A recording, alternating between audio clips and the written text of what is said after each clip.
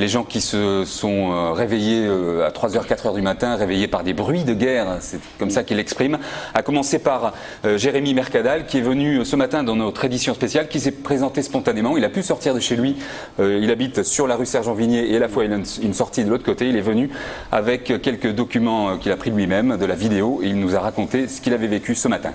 Clairement, en fait, moi j'étais dans ma chambre, il était vers 3h du matin, je regardais la télé et d'un coup j'entends des coups de feu.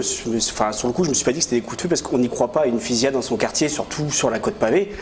Et donc ça a commencé avec comme si ça mitraillait et suivi par des coups de fusil à pompe. Je me suis dit que j'étais un petit peu dans la psychose. C'est vrai que c'était très lourd comme bruit. Enfin, moi j'avais jamais entendu le bruit d'une arme auparavant, donc au final on ne sait pas à quoi ça ressemble à part ce qu'on voit à la télé. Et c'est choquant donc. C'est choquant, ouais, parce que quand on apprend vraiment que c'est ça, c'est choquant. On se dit que moi j'ai ouvert la fenêtre, j'ai mis ma tête dehors, donc comme je vous ai dit la deuxième fois j'y ai pas cru, j'ai essayé de me rendormir jusqu'à qu'à 5h du matin mon coloc débarque dans ma chambre en me disant il y a le raid qui est en bas, le forcené habite en face de chez nous.